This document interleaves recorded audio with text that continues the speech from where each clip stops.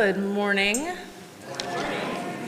Welcome to Bay Area Unitarian Universalist Church. I'm Reverend Katie McQuage Lucas, and my pronouns are she and hers. Today, we are doing a form of a bread communion with cornbread and apples, symbols of this earth on which we live. And just so you know, the little cornbread muffins are vegan and gluten-free, so they are safe for the maximum number of people.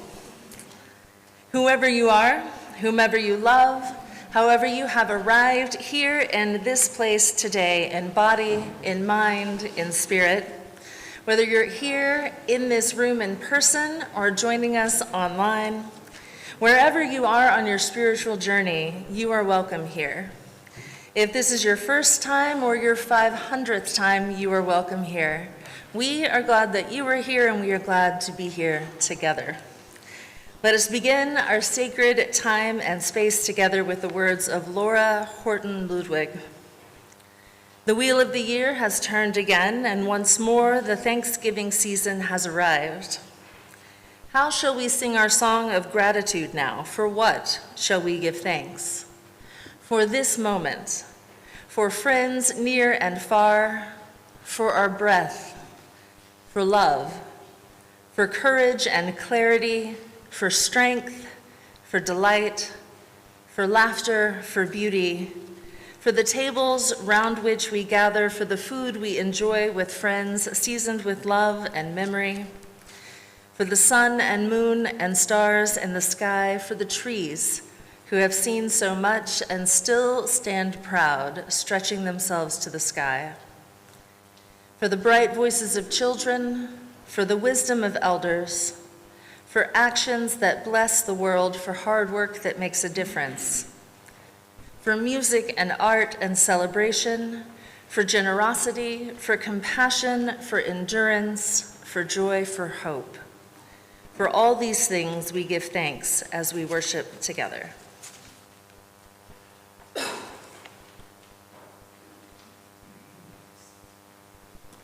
Good morning. I'm Jane E. Brown, your worship associate, and my pronouns are she and her. And today, Cheryl Henry is going to light our chalice.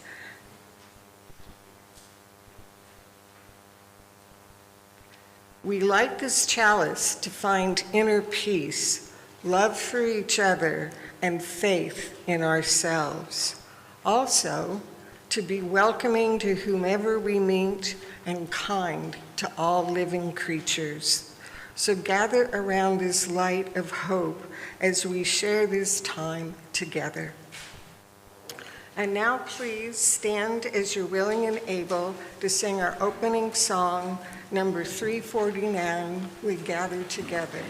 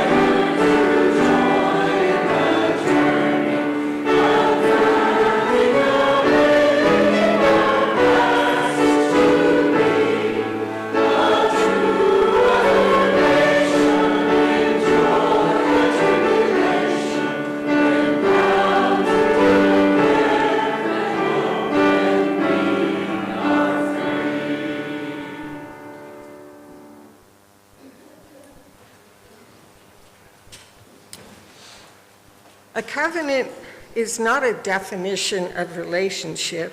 It is the framework for our relating. This calls for a level of trust, courage, and sacrifice that needs to be nurtured, renewed, and affirmed on a regular basis. Abiding in covenant is an art form, a mutual creation. Please join me in saying our covenant. Love is the doctrine of this church. The quest of truth is its sacrament, and service is its prayer. Dwell together in peace, to seek knowledge and freedom, to serve humanity in fellowship. Thus do we covenant with one another.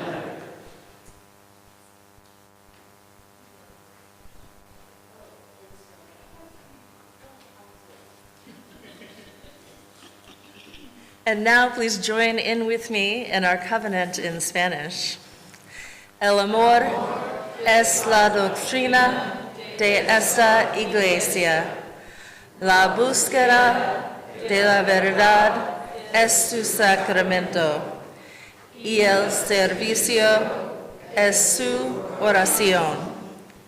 Vivir en paz, en comunidad, buscar el conocimiento en libertad, servir a la humanidad en fraternidad.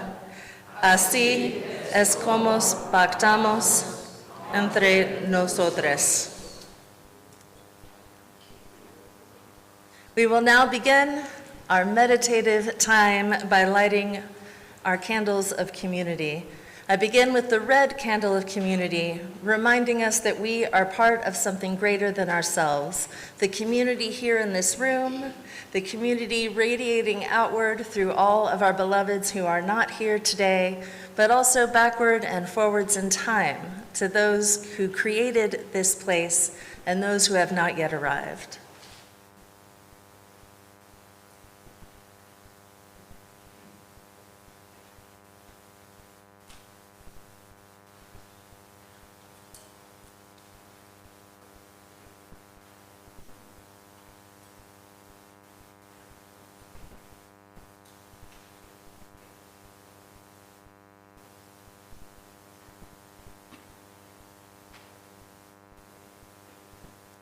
I light also our white candle of peace, reminding us that as Unitarian Universalists, we are committed to a world with ever-widening circles of care and concern and justice to build the more peaceful world we know is possible.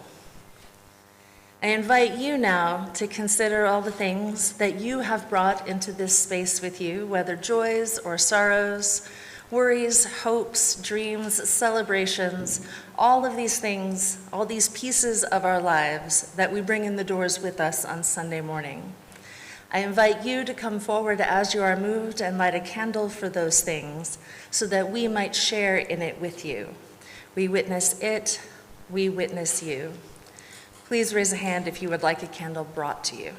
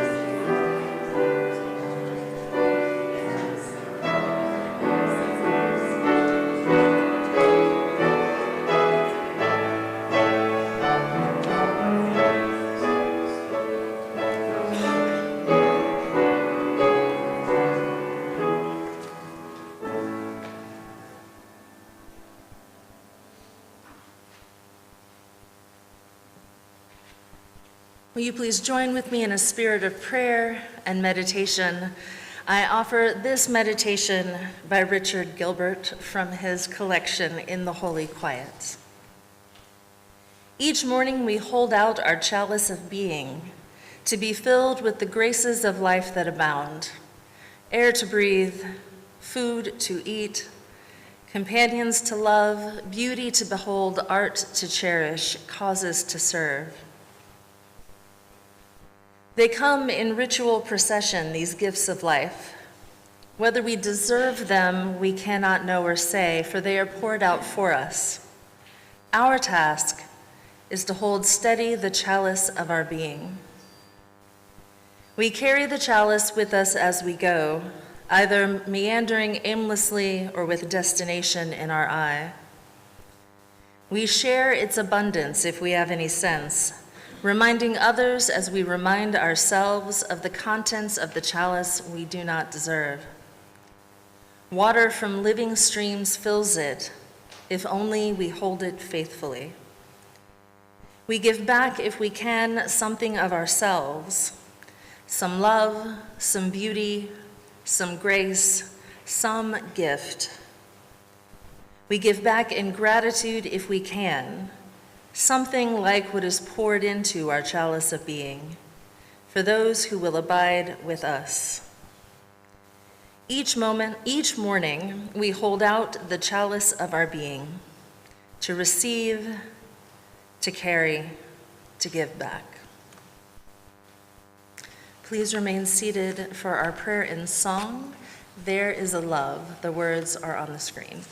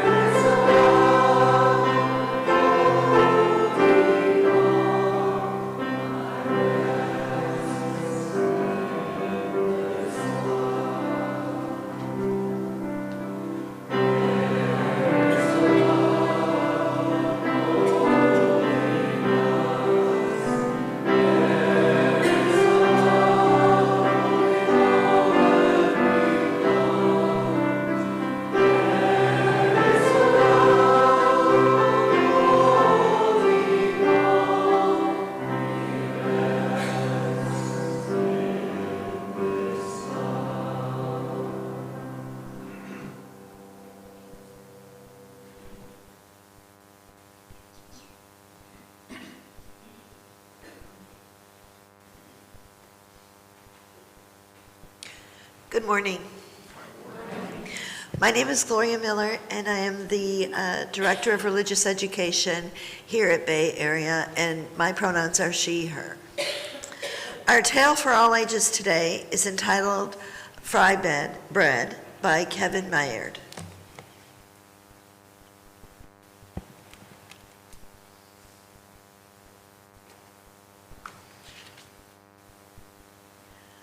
Fry bread is food. Flour, salt, water, cornmeal, baking powder, and perhaps milk and maybe sugar, all mixed together in a big bowl. Fry bread is shape. Hands mold the dough flat like a pancake, or round like a ball, or puffy like Nana's softest pillow. Fry bread is sound. The skillet clanging on the stove, the fire blazes from below, drop the dough in the skillet, and the bubbles sizzle and pop. Fry bread is color, golden brown, tan, or yellow, deep like coffee, sienna, or earth, light like snow and cream, warm like rays of sun. Fry bread is flavor. See beans or soup, smell tacos, cheese, and vegetables, delight in honey and jam. Rise to discover what brings us together.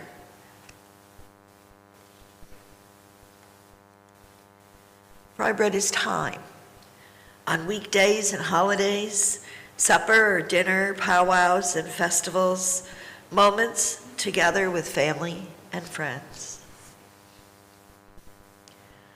Fry bread is art, sculpture, landscape, portrait, our daily craft shared from teachers to student, a cycle of heritage and fortune. Fry bread is history, the long walk, the stolen land, strangers in our own world. With unknown food, we made new recipes from what we had. Fry bread is place, Alaska, Kansas, all the way to Maine, down to Delaware, on to Georgia, over to Oklahoma, Colorado, and California. Cities and lands we call home. Fry bread is nation. Abenaki, Apache, Arapaho, Ojibwe, Onondaga, Oglala, Sioux, Narragansett, Navajo, Nipmuc, Seminole, Shoshone, Sac, and Fox. Hundreds and hundreds of tribes. Fry bread is everything. Round, flat, large, small, north, south, east, west, brown, yellow, black, white, familiar and foreign, old and new. We come together. Fry bread is us. We are still here, elder and young, friend and neighbor. We strengthen each other to learn, change, and survive. Fry bread is you.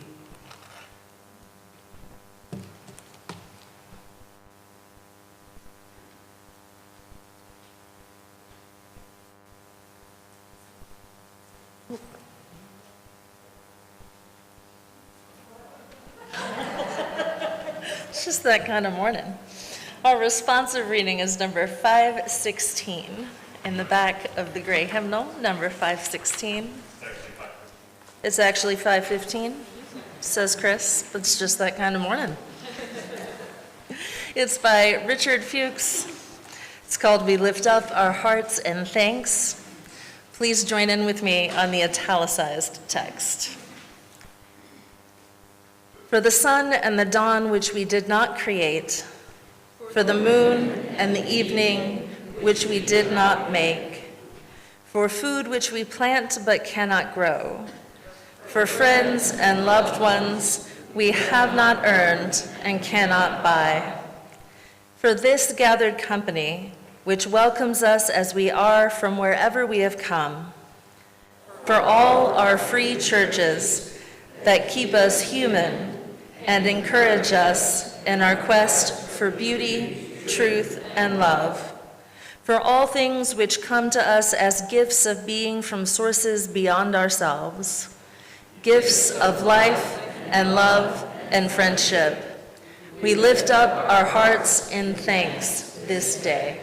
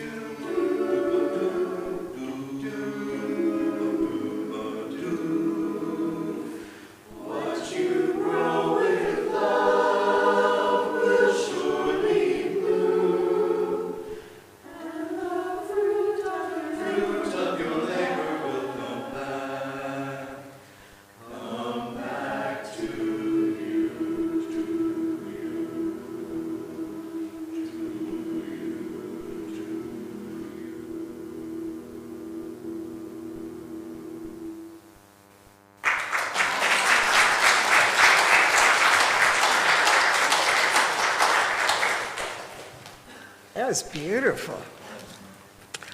Today's reading is from Joy Harjo, who is a former poet laureate of the United States, a jazz musician, and a member of the Muskogee Nation.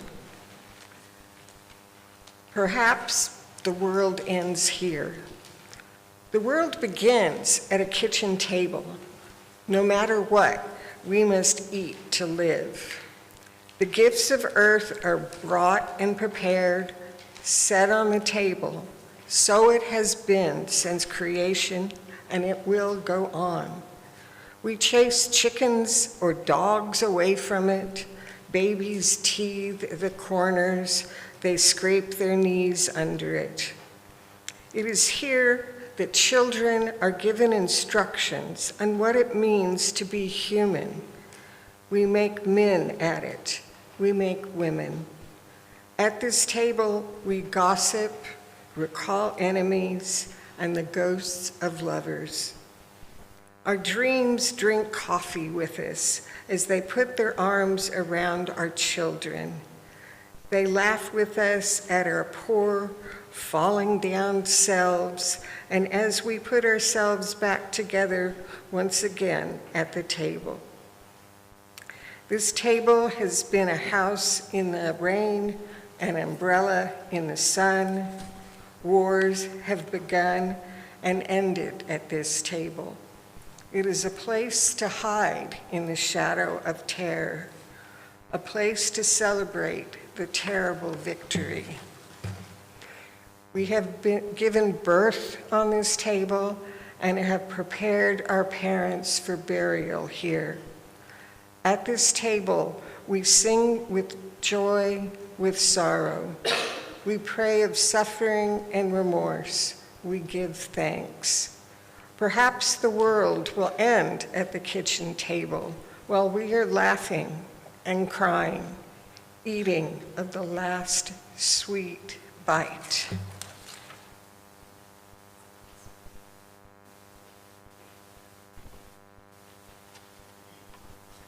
We're about to kick off what I think of as just food season, where there will be endless meals, so many meals in the next several weeks, going from one festivity to the other, going from one table to another as we gather with friends and family. And it does us good to think about where that food comes from and our relationship with it and what it means to eat. All living beings ultimately exist on sunlight. Plants are doing it directly. They're converting that sunlight into nutrition, but then we eat the plants, or animals do, and some of those animals are then converting that sunlight into eggs or milk or meat, and humans often eat those things too. We are ultimately solar-powered beings on a solar-powered planet. Each place on Earth has its own unique food culture, one that incorporates the plants and animals that thrive in a particular location. We are in the rice belt, which follows the Gulf Coast and the Mississippi River, but rice didn't come here until the 19th century. Wheat doesn't grow particularly well this far south. Historically, Texas is a land of corn. Ancient precursors are found in the archaeological record teosinte, and they're small little cobs, a single tiny ear per plant, with little tiny bits on it that self-propagate. It's wild. Picture something a little bit closer to the baby corn you might see in Asian cuisine, but even smaller than that. Over millennia of domestication, maize grew larger. It became the staple crop for the Olmec and Maya peoples who dried it for storage and processed it to maximize every last bit of nutrition. Maize spread south on trade routes to Argentina, north to the Great Plains. Early Spanish explorers would bring it back to Europe and Asia.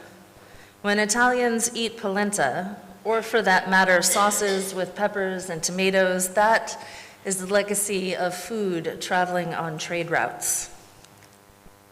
Whether as tortillas, tamales, arepas, and pupusas, or as grits, polenta, hominy, cornbread, corn chips, popcorn. Corn is sunlight formed and shaped to feed human beings here in this place. Maize can no longer propagate itself. Human beings have to spread it, cultivate it, continue its existence. Of course, teosinte continues on its wild way, but domesticated corn is in a relationship with us and depends on us as much as we depend on it. The apple is originally from Central Asia. It grows wild in Kazakhstan, Kyrgyzstan, Tajikistan, and northern China. Those wild apples spread, and humans domesticated them in many different times in many different places. They hybridized them and crossbred extensively along the Silk Road, spreading through Europe and Asia. The Spanish brought apple trees to Chile, and the English brought them to New England. There is a native crabapple species, and it's small and it's tart. But it's the European cultivars that we think of when we think apple. Cultivated apples spread through the Americas along indigenous trade routes and through colonial orchards, both ways. Apples are not fully tamed, not like corn. All those tangled lines of breeding and hybridization still exist in just about every apple seed. Apples have to cross-pollinate to fruit, requiring that mess of genetics to continue to blend and blend again. There are even varieties with just extra sets of chromosomes floating around, and so if you plant an apple seed, you have no idea what you're actually going to get. There really was a Johnny Appleseed. He was a missionary, and he funded his work by planting orchards as he wandered, and he preferred to grow those wild apple seeds and see what came of it. A lot of those orchards produced apples, mostly suitable for making cider, maybe some jam if you have enough sugar, or for feeding livestock. But as the orchards spread, the cultivated varieties followed. A lot of those varieties can be grafted onto wild apple trees and those native indigenous crab apples to bear predictable fruit, but with resilience suited to local conditions. Apples keep for a while under good conditions, but also you can make them into jam, especially those crab apple ones. You can dry them, you can make them into juices and cider. You can preserve all that nutrition over the winter months. Today, the United States is probably the second largest producer of apples after China. There are new varieties being developed all the time and old heirloom varieties still being nurtured. We lost a lot of the old cider varieties during the temperance days. We always think of people taking the axes to the bars, but they also took the axes to some of the apple trees. But many heirloom varieties survived nevertheless. In English, the word corn was given to any kind of grain that can be ground into meal.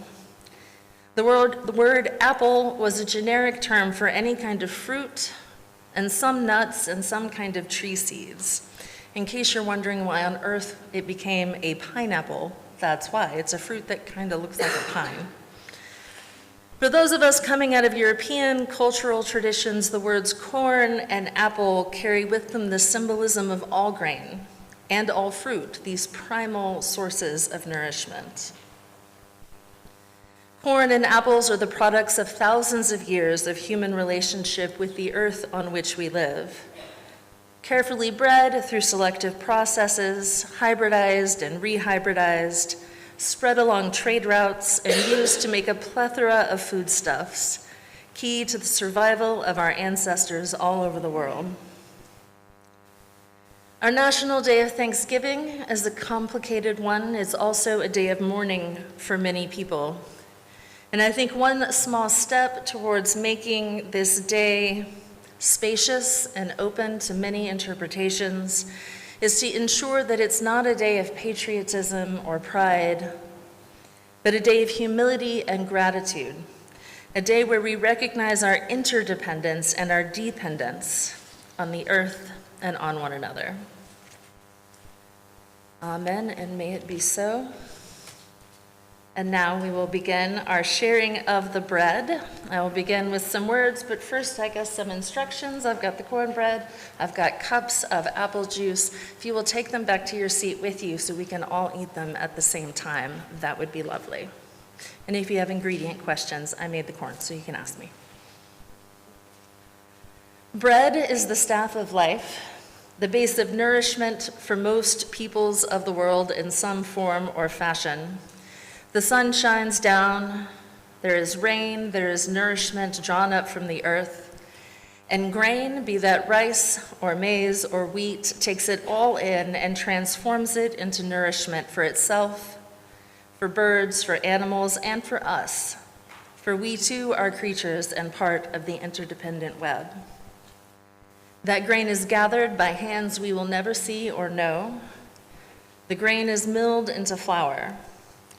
In time, it joins with water and salt, perhaps sugar or yeast or honey or milk, to be transformed. Whatever form that bread takes, be it tangy or chewy or soft or sweet, it reminds us of our place in this web of life. When we taste bread, we confess our dependence on the web of life. We acknowledge our responsibility to steward the abundance offered to us so that it might sustain the future. When we taste bread, we confess that we are sustained by others, by their labor and sacrifices, and we acknowledge our responsibility to care for others, always part of the interconnected web. Apples gathered and pressed, filtered and sent forth into the world are also the gift of nature. Sunshine and soil and rain made in a form we can share with one another. In tasting our juice, we honor the knowledge and wisdom that support our lives. We acknowledge those who came before us preparing the way. We acknowledge those who will come after us seeking knowledge and freedom in their turn. In this juice, we celebrate the lives of others and our own, sensing our place in the web of life not only in the present, but also in time. We acknowledge our inheritance and pledge to steward it wisely so that we can pass it on to those who will come after us. All who wish to do so are invited to come forward now for a piece of cornbread and a cup of cider. And if you would like some brought to you, please raise your hand. And again, hold it for a moment and we will eat it together.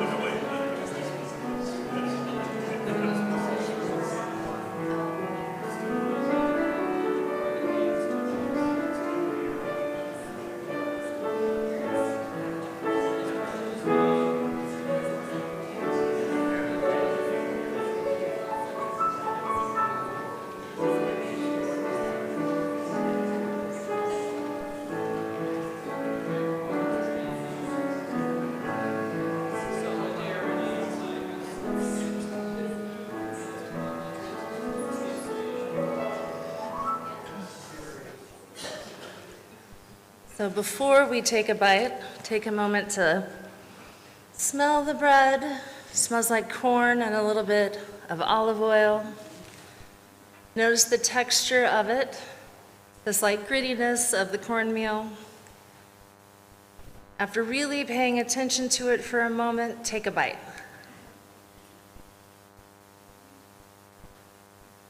A little bit of sweetness, a little bit of saltiness. Remember the feeling of sunshine and wind on your skin, and know that that is in this piece of bread. Remember the smell of rain, and know that it is in your bread.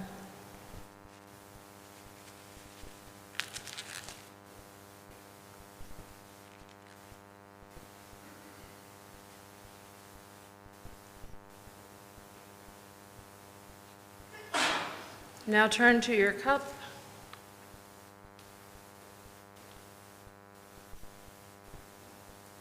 Smell the sweetness of the apples. Notice if your juice is mostly sweet or if there's a little bit of tanginess or tartness.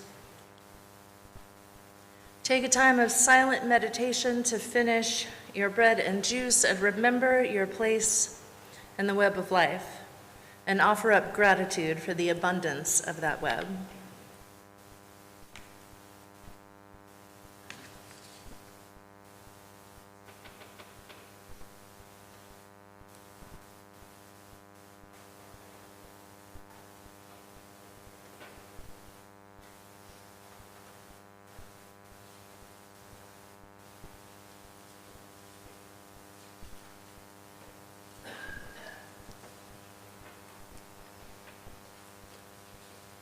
With ancient symbols, we celebrate the abundance of our lives. We honor the life that sustains our life, the labor that sustains our labor. We celebrate this moment where our lives touch the lives of others for a time. With these ancient symbols, we acknowledge our oneness, that we are all citizens of this interwoven web, connected through our longing to care for ourselves, one another, and the world. Blessed be, and amen. In this time of abundance, we traditionally do a special collection to fund our Mercy Tree program. And for those who don't know, Mercy Tree is a larger Clear Lake program made up of several different organizations and churches where people cook meals for our unhoused neighbors and bring them to a central location to be shared. We are on part of the cooking rotation, and we cook once a month. And for those of you who are maybe less familiar with what goes on in Houston proper, if you're a League City resident, you may not know that there are a lot of laws against feeding the unhoused in Houston. And the city doesn't exactly give out the most delicious and nutritious meals. You know, you can picture the kind of white bread bologna sandwich the city is handing out. We get free-range organic chicken donated, and our chefs are back there making vegetable sides with as much nutrition and care and love as possible. We are handing out real meals down here in Clear Lake.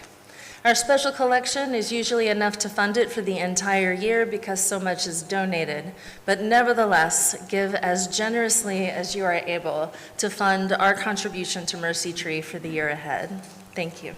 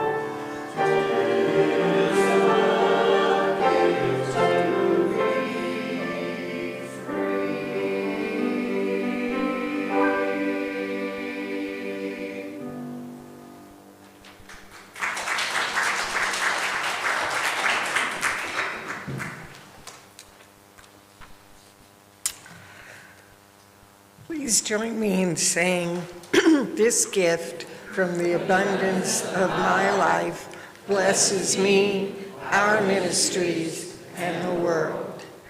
And now, please join me in singing number 402, From You I Receive.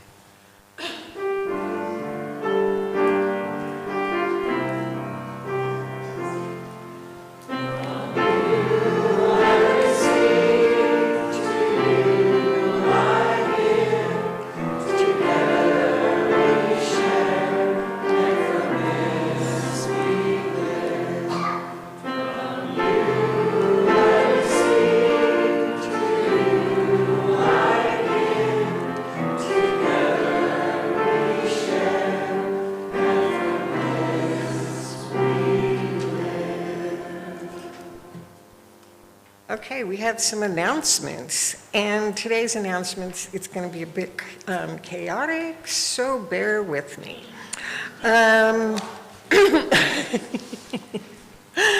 But before we begin, I'm so happy as treasurer to get to say a big thank you to everyone who helped make this year's service auction such a success. Whether you donated an item, attended, or bid on something. And a special thank you goes to Janet Ward,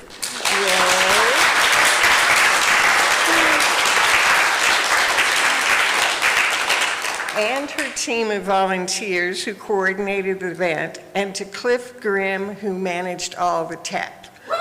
Yay! They all worked incredibly hard to make it happen. The service auction is one of our biggest and honestly one of our most fun fundraisers of the year. Together, we raised $9,424. Yay! Thank you all for your generosity and support. And now Darcy is going to come up and just talk for a minute about Family Promise.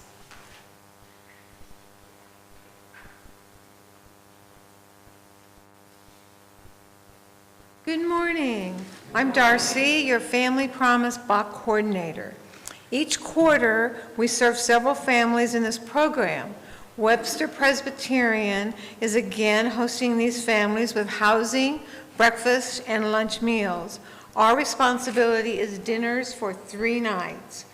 Our nights this year are December 1st, Monday, December 2, Tuesday, and Friday, December 5th. We have, thank you people, 2 nights covered. Each quarter, we have many families. This quarter, we have 3 moms and 5 kids. No allergies, lactose tolerance for 1 kid. For 1 child. Family Promise serves the CCISD district and surrounding areas by providing housing assistance, social services, counseling, financial education, and employment skills to help those families with eviction disabilities who have faced now homelessness. I want to thank the wonderful volunteers that have helped in these past years and also the new ones coming forward.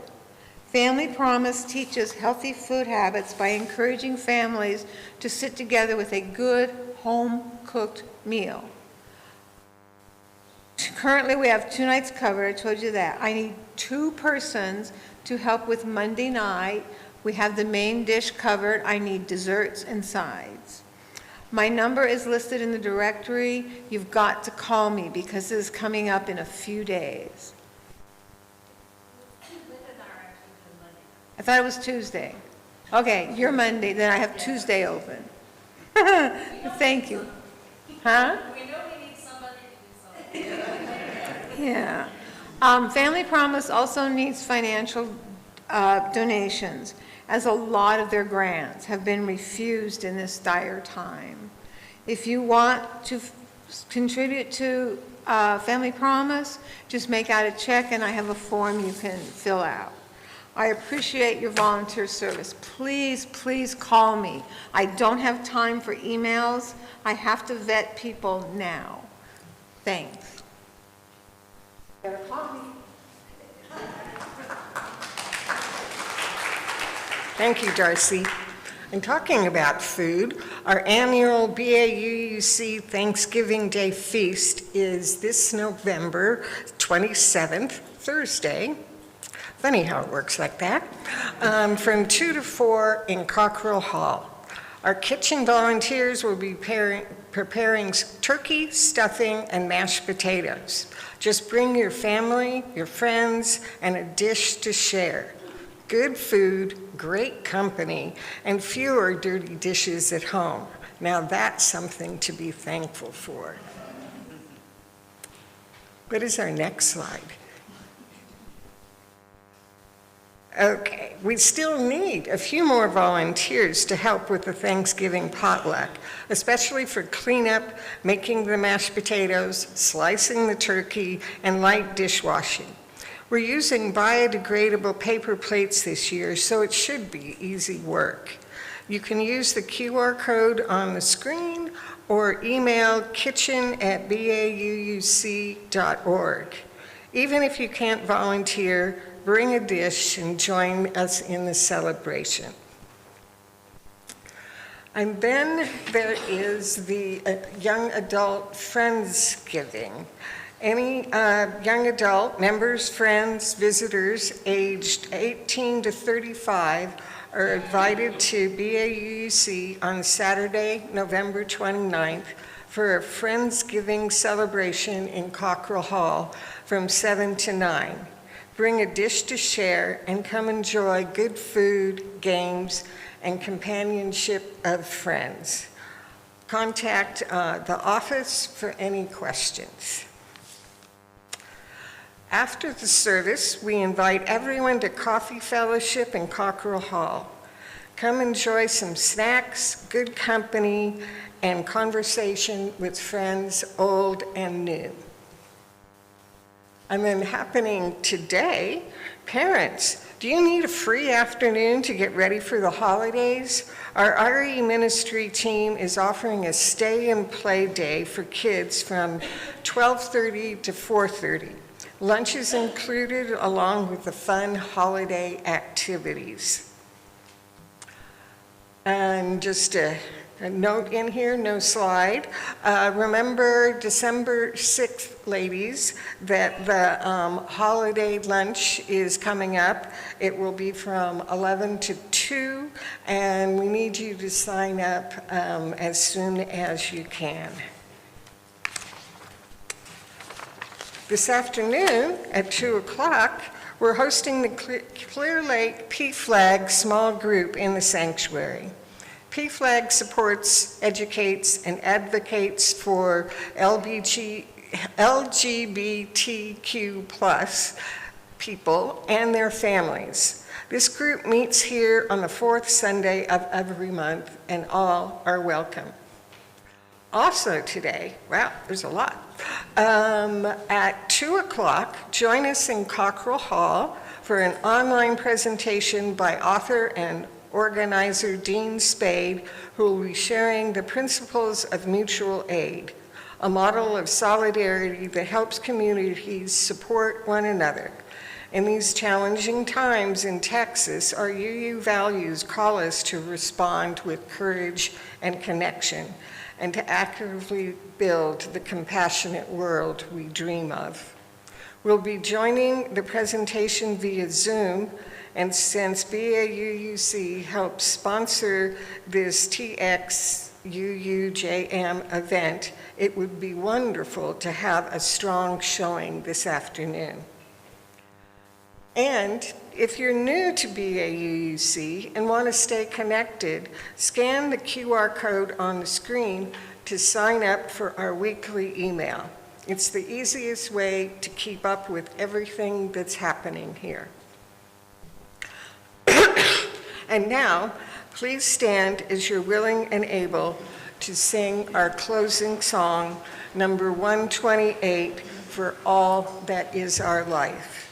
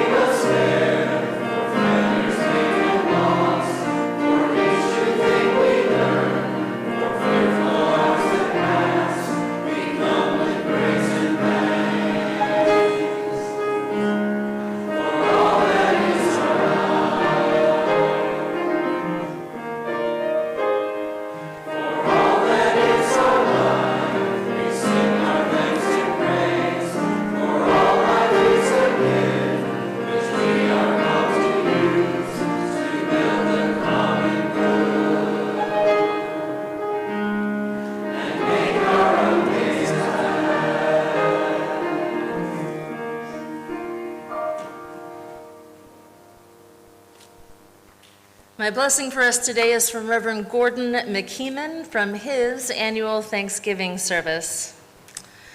Nothing else matters much, not wealth, not learning, not even health, without this gift, the spiritual capacity to keep zest in living. This is the creed of creeds, the final distillation of all our human faiths, that we shall be able to believe in life. Blessed be, and go in peace.